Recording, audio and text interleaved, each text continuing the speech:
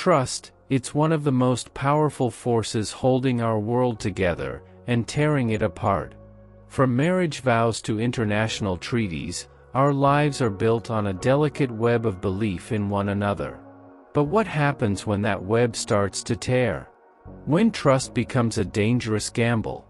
In this video, we'll uncover why we trust, why we betray, and how trust is manipulated in ways you never imagined.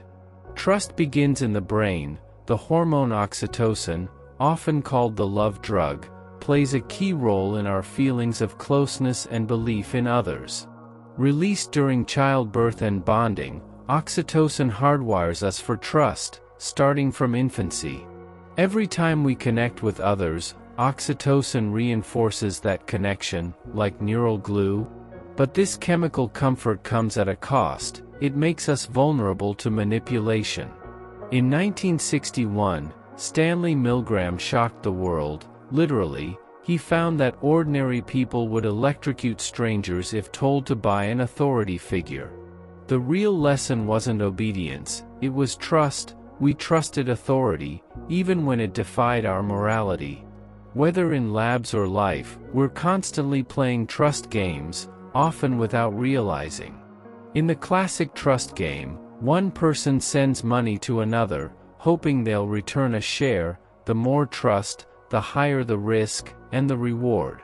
Interestingly, how much we trust varies wildly across cultures, but betrayal, that's universal. Betrayal stings because it violates an unspoken contract, a sacred social agreement.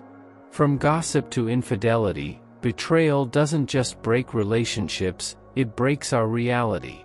When someone you trust betrays you, it rewires your brain. Studies show trauma from betrayal can mimic PTSD. The amygdala, our emotional alarm system, goes into overdrive. We become hyper-alert, suspicious. Rebuilding trust isn't like flipping a switch, it's brick by brick, and sometimes, the wall never comes down. When someone breaks your trust, the pain is real, but you don't have to let it break you.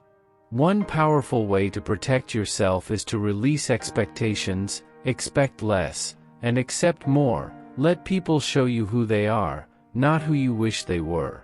Set clear boundaries, not to shut people out, but to guard your peace. Your emotional safety is your responsibility. Heal inwardly, journaling, therapy, meditation, tools to rebuild your self-trust, because when you trust yourself, betrayal loses its grip. Forgive, not to free them, but to free yourself. Letting go is the most rebellious act of healing. Society runs on trust. We trust strangers not to run red lights, stores to honor prices, and banks to protect our money. Every transaction is a bet that the system, and the people in it, won't screw us over. But when institutions fail, trust collapses, and what follows? Chaos. The 2008 financial meltdown wasn't just about bad loans, it was about broken trust, in banks, in regulators, in the entire system.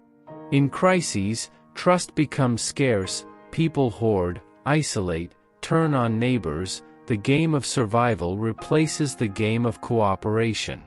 Online, we trust blindly, we click, we swipe, we share sensitive data, all on faith. But behind every profile could be a lie, catfishing, scams, misinformation. They exploit digital trust. Scammers thrive not because we're dumb, but because we're wired to believe. Deepfakes and AI deception push us to the edge. Soon, we may not trust what we see, or hear, ever again. In the digital world, trust is easier to give, and easier to betray. Con artists, cult leaders, and corrupt politicians all play the same game. Manipulate your trust to gain control. They don't use force, they use belief. They make you want to believe. Even everyday persuasion hinges on trust, and we're more easily swayed than we think. The more isolated or uncertain we feel, the more we crave someone, anyone, to trust. And that's when we're most vulnerable, not to threats, but to promises. Despite the dangers, we still trust, not because we're foolish, but because we must. Trust is the glue of civilization. Without it, we lose what makes us human. Trusting again after betrayal isn't weakness, it's defiance, it's choosing connection over fear. In a world full of risk and deception, trust remains our greatest gamble, and our greatest strength. So how do we know when to trust? The answer lies in balance, between heart and head. Ask questions, seek proof, but don't shut the door completely. Because trust isn't about never being hurt, it's about choosing to believe again, even when we know the cost. This has been the Wisdom Tooth. If you've ever trusted, or been betrayed, you're part of the dangerous game. But remember, every game has its rules, now you know them. Subscribe for more truths they don't want you to hear. Until next time, stay sharp,